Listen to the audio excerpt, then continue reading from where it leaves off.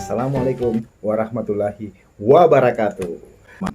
Bagi saudara-saudariku semua yang ada di channel Pemimpin Kita Semua. Apa kabar saudaraku semua, sahabatku semuanya? Semoga kita senantiasa diberikan umur panjang, kesehatan, sehat walafiat, dan dimudahkan rezekinya. Oke, jangan lupa dulu like, share, komen, dan subscribe. Kali ini kita coba membahas tentang hukum yang ada di negara kita tercinta. Pertama hukum, nanti mungkin kedua politik, ketiga tentang teroris, ya kan. Kita bahas dulu tentang hukum. Melihat apa yang terjadi selama ini. What? Ini real ya, real, nyata, dan fakta realita yang terjadi. Pada para mafia hukum, dalam arti kata mafia dalam segi selalu bebas dari hukum atau kebal hukum. Ini berarti minta maaf, ini suatu masukan atau kritikan bagi penegak hukum, bukan menghina secara personal loh ya, tetapi secara jabatan Anda. Apakah bisa hukum itu benar-benar ditegakkan, ya kan, tanpa memandang siapa, baik itu dari politikus, pengusaha, masyarakat biasa, semuanya sama. Karena kenapa? Kita semua warga negara Republik Indonesia tercinta, ya kan? Bukan kita ini warga negara lain, enggak. Bukan juga kita kelompok-kelompok etnis atau kelompok gimana, atau kelompok radikal atau kelompok teroris, bukan. Nah, ini juga ya kan yang perlu digarisbawahin. Jangan sedikit-sedikit teroris, sedikit-sedikit radikalisme, sedikit-sedikit. Aduh. Yang saya mau tanyakan, arti dari sebuah teroris itu apa sih? Nah, itu mungkin kita segmen yang berikutnya lah, kita bahas dulu tentang hukum. Melihat terjadi saat ini maraknya penangkapan atau penggerebekan para mungkin penggiat media sosial atau aktivis yang menyuarakan suaranya, itu minta maaf ya kalau saya ngomong salah, tapi penilaian saya loh ya, akan dicarikan kesalahan sedikit aja omongannya, yang dimana pleset sedikit aja habis selesai. Jadi wajar dong kalau sebagian masyarakat melihat atau menilai hukum ini tajam ke bawah, tumpul ke atas. Dalam arti kata, siapa yang dekat dengan pemimpin, siapa yang dekat dengan penguasa, bisa dijamin hukum bebas, kebal. Tapi bagi pengkritik atau yang bukan sih anti, kalau saya bilang sih itu bukan anti ke pemerintah, itu sayang ke pemerintah. Lantaran sayangnya ke pemerintah, sayangnya ke pemimpin, dia berani mengkritik. Tapi mengkritik itu dalam arti kata biar ada perubahan, ya kan? Biar ada revisi lah. Minta maaf karena mungkin sebagian pengkritik itu, sebagian, saya tidak bilang semuanya, sebagian pengkritik itu mungkin kritiknya tulus dan tidak mencari, dalam arti kata ada apanya tapi apa adanya.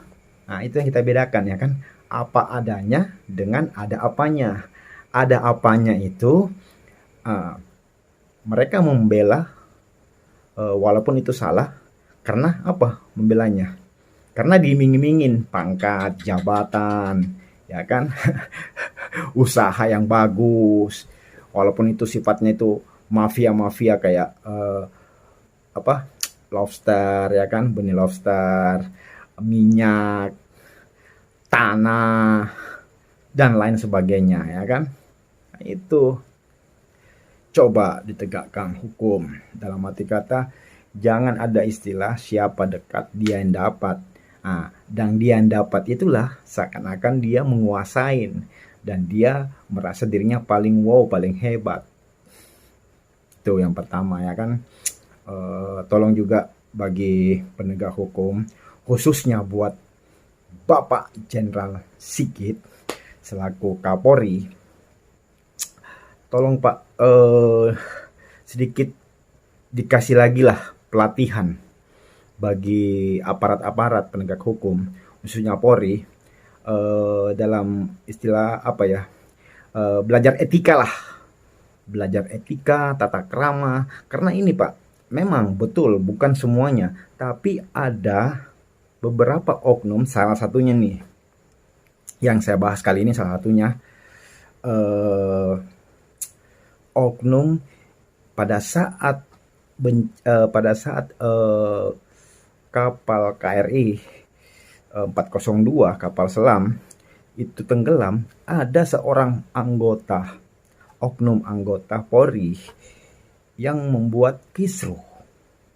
Dalam arti kata kisruhnya itu dia memposting suatu kalimat atau suatu bahasa itu yang tidak pantas dan tidak layak. Ini loh salah satu contoh penegak hukum kok kayak gitu. Jangan sampai ada istilahnya dari aparat jadi keparat, bangsat. Ya kan? Coba masyarakat biasa kayak gitu, selesai, habis. Entah mungkin langsung digrebek, langsung ditangkap secara tidak apa ya, tidak sewajarnya lah. Tapi begitu oknum aparat yang berbuat, beda. Ingat loh ya, jangan sampai terlena dengan dunia. Dunia itu sesaat aja, akhirat selamanya. Jangan terlena dengan jabatan, kedudukan, harta. Aduh, semua itu sesaat. Jika yang Maha Kuasa menghendaki hilang, maka hilanglah semuanya dengan sekejap mata. Contoh, rumah gede, rumah besar, pekarangan luas. Jika terjadi tsunami atau banjir, habis rata-rata semuanya. Itu salah satu contoh. Jadi mungkin Bapak Kapolri, selaku Kapolri, saya ini memberikan masukan Pak ya, mengkritik Bapak sebagai Kapolri Pak ya, jabatan Bapak. Tolong juga lah begitu ada pengaduan-pengaduan baik itu dari warga masyarakat biasa atau politikus atau yang lainnya yang melaporkan seseorang, dalam arti kata laporan itu baik itu undang-undang ITE, pencemaran nama baik, tolong dikaji ulang Pak, dikaji dan direvisi Pak. Dalam arti kata semua itu hukum itu ada jalur mediasi. Ini sepengetahuan saya, ada jalur mediasi. Ndak langsung digrebek, ditangkap, diciduk, dibawa kala-kala teroris Pak. Kasihan juga ya. Kadang melihat ya kan, kala-kala penjahat besar, maling kelas kakap. Dan saya mau tanyakan nih, para politikus yang korupsi, apakah dikasih kayak gitu? Ditendang, dihajar, dipukulin, nggak ada berani. Mana ada berani? Coba lihat, belum ada kan kejadian kan? Para politikus ditangkap, dihajar, dipukul sama aparat, nggak ada. Tapi kalau masyarakat biasa diperlakukan, aduh, minta maaf Pak ya. Saya di sini bukan dari suatu kelompok pro atau kontra, enggak. Saya di tengah-tengah. Dalam arti kata tengah-tengah apa ya? Saya mengatakan salah ya salah, benar ya benar. Nah, enggak kayak yang lainnya mungkin minta maaf. Ada beberapa lah itu mungkin membela penegak hukum atau membela pemimpin walaupun salah. Karena kenapa? Mereka ingin dilindungi jika dia bersalah. Kalau saya enggak. Saya pribadi Pak, bukan juga politikus, Pak Sigit. Minta maaf ya, Jenderal Sigit selaku Kapolri. Saya pingin Pak, janji Bapak waktu di DPR yang menyatakan bahwa tidak ada lagi hukum tumpul ke bawah, tajam ke bawah, tumpul ke atas. Itu Pak, saya pribadi Pak, menagih janji Bapak yang Bapak ucapkan di DPR sebelum Bapak menjadi Kapolri. Wajar dong masyarakat biasa Pak menanyakan ya kan. Jangan juga Pak sampai nanti video saya ini ada mungkin oknum yang mengambil video ini atau memotong-potong video ini terus dijadikan lagi suatu acuan buat melapor bahwa menjelekkan Polri lah apalah. Aduh, tolonglah. Kenapa ya, gimana bangsa ini bagus kalau bukan dari kita Pak, ya kan? Dari kita untuk kita dan oleh kita, ya kan? Kapan lagi kalau bukan sekarang, ya kan? Dan siapa lagi kalau bukan kita? Itu mungkin kritikan buat Bapak Kapolri. Tambahan lagi Pak buat Bapak Kapolri, bagi penegak hukum yang lainnya, baik itu juga dari kejaksaan. Kalian semua ingat, kalian semua independen. Kalian semua bukan alat kekuasaan, tapi kalian alat negara. Ya kan? Alat negara, bukan alat kekuasaan. Dalam arti kata, jika penguasa pingin seseorang itu ditangkap, baik itu salah maupun tidak, penguasa ngomong ditangkap, jangan Pak, jangan dengerin. Karena kenapa? Dalam arti kata gini, oke memang Bapak diangkat atau dilantik dari presiden, bahkan juga dari presiden juga yang mengajukan ke DPR. Akan tetapi Bapak itu selaku penegak hukum bagi seluruh rakyat Indonesia, bukan penegak hukum bagi presiden atau bagi penguasa-penguasa. Ya minta maaf kalau saya salah. Itu sepengetahuan saya dan selama ini yang saya belajarin. Jadi agar citra Polri itu bagus Pak di mata masyarakat, ya kan? Itu yang pertama. Terus yang kedua, kita bahas tentang politik. Ini buat para saudaraku politikus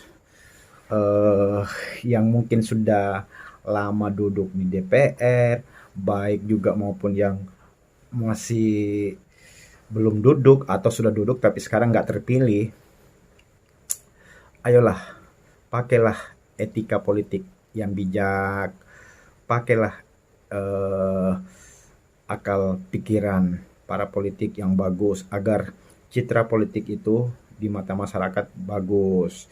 Jangan sampai dalam arti kata, karena Anda terpilih dari suara rakyat, Anda bukan terpilih dari suara partai atau dari penunjukan ketua umum partai, tapi kan dari suara rakyat. Memang betul partai salah satu kendaraan buat Anda maju mencalonkan calon legislatif. Akan tetapi, walaupun itu partai Anda hebat, kalau masyarakat tidak pilih, nggak mungkin naik. Dan bukan juga Anda terpilih oleh presiden. Itu. Tolonglah ajarin cara-cara beretika, cara beradu argumentasi, mengeluarkan pendapat. Jangan kalau kalian para politikus yang mengeluarkan suatu pendapat unek-unek itu dilindungi hukum, sedangkan kami masyarakat biasa yang mengkritik sedikit aja cicak bunyi. Pintar juga cicak ini ya, berarti benar juga kataku ya. Cicak langsung mengiyakan. Kalian dilindungi hukum walaupun kalian itu salah. Tapi masyarakat biasa, kasihan mengkritik sedikit aja, kepleset bahasa, habis jatuh. Sudah jatuh tertimpa tangga lagi. Dalam arti kata, salah, dijemput, diseret, ditendang, dihajar. Aduh. Mana suara kalian? Bagi bapak-bapak, saudara-saudaraku yang duduk di dewan, baik itu DPRD provinsi, DPRD kota, provinsi, dan DPR RI. Kalian jangan tinggal tidur atau tinggal nunggu suara atau nunggu keputusan partai, tapi dengarlah suara rakyatmu.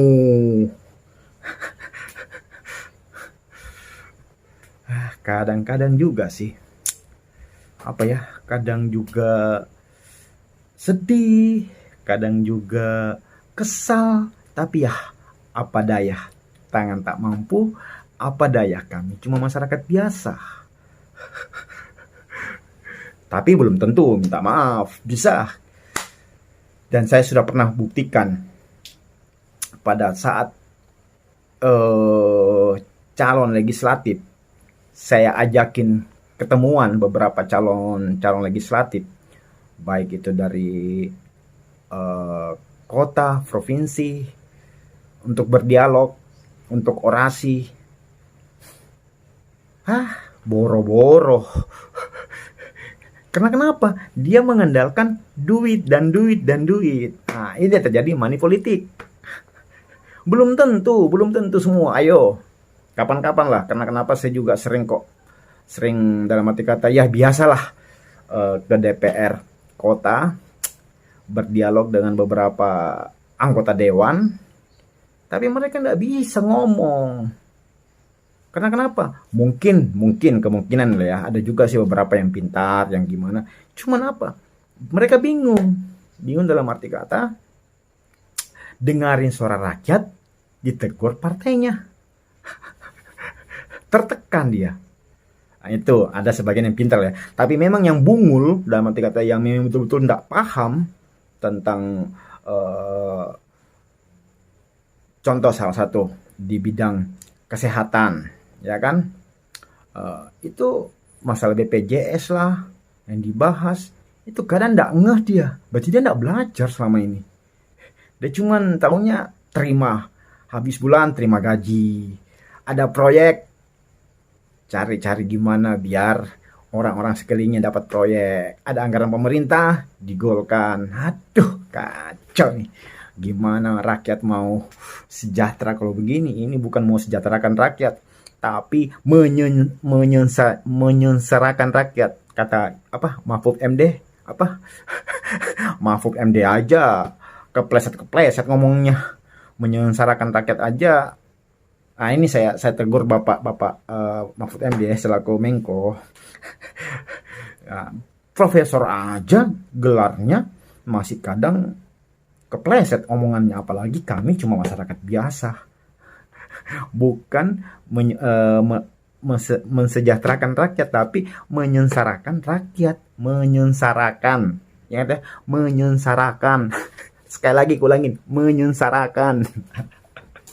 Biar nggak dialogin ya kan, nanti dibilangin lagi kayak Pak Mahfud, kayak Pak Menko ya kan. Enggak dong. Mungkin beliau itu hari mungkin kepleset omongannya, atau mungkin pikirnya lagi kacau, jadi nggak sampai ke situ omongannya ya kan, berulang-ulang diucapkan. Ya kita di sini kan ngobrol sambil santai, tidak ada dalam arti kata menghujat secara pribadi atau menjelekkan.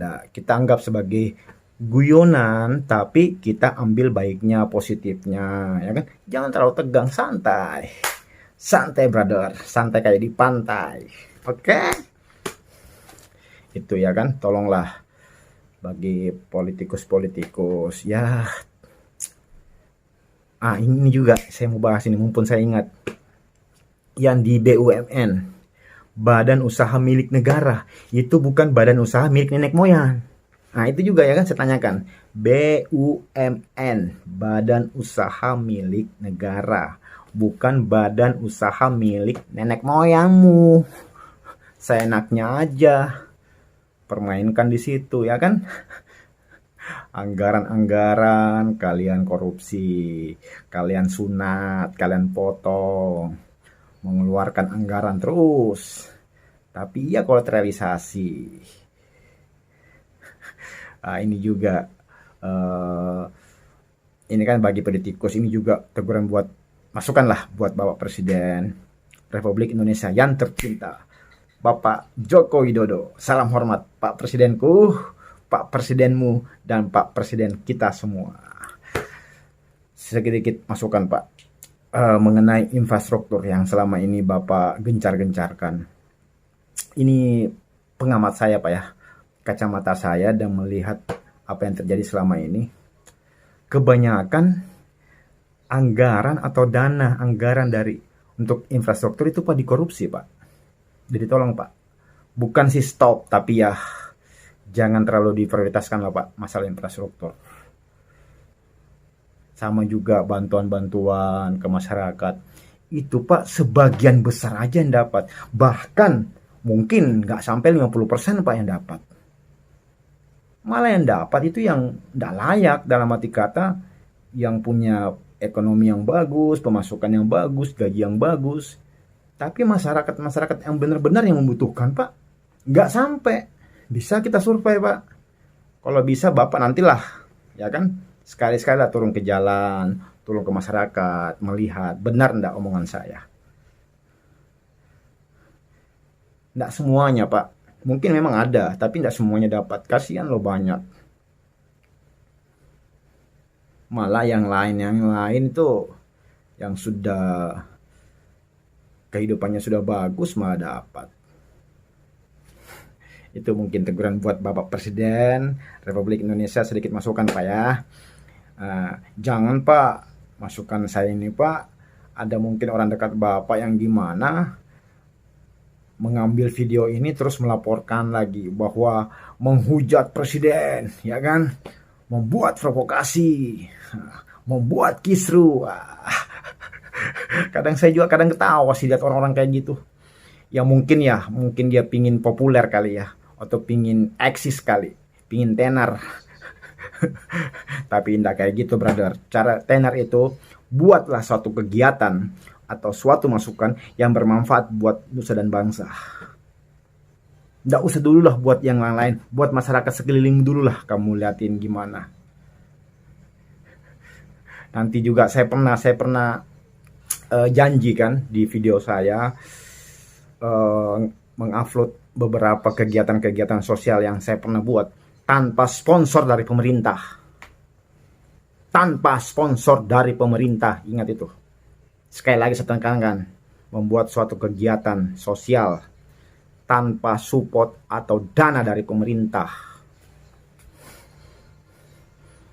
Karena kenapa? Kami ingin melihatkan ke pemerintah bahwa kami juga sebagian masyarakat bisa kok, walaupun kami menengah ke bawah, tapi bisa. Saya buka sedikit.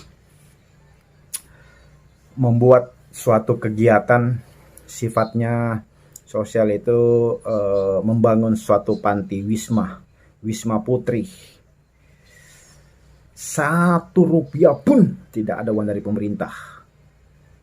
Ada, nanti saya kirim nantilah kapan-kapan lah saya kirim video tersebut.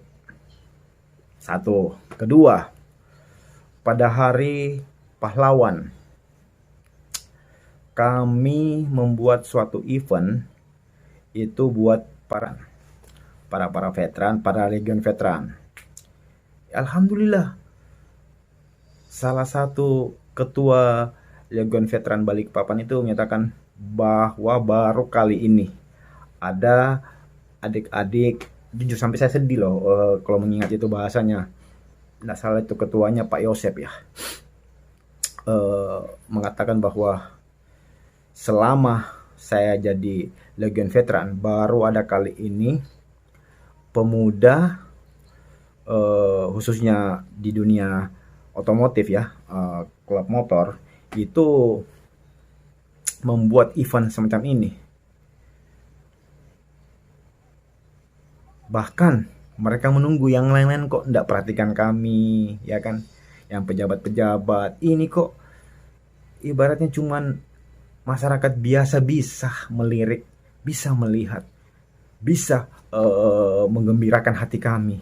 Jujur kalau saya ingat pidatonya beliau itu sedih juga dengarnya. Sampai berapa kali masuk di media kok, baik itu baik media cetak. Ada berapa kali, nanti next saya upload video tersebut. Jadi biar saya ngomong itu dilampirkan dengan kenyataan yang terjadi, realita, bukan cuma omdo. Itu juga teguran buat pejabat-pejabat. Jangan taunya siku kiri siku kanan demi menggapai sebuah jabatan. Begitu kamu menjabat, kamu lupa sama yang di bawahmu, kamu lupa sama masyarakatmu. Padahal gaji kalian itu sebagian besar dari pajak mereka. Oke, itu aja mungkin dulu video saya. Kurang dan lebihnya mohon dimaafkan. Wabillahi taufiq wal hidayah. Wassalamualaikum warahmatullahi wabarakatuh.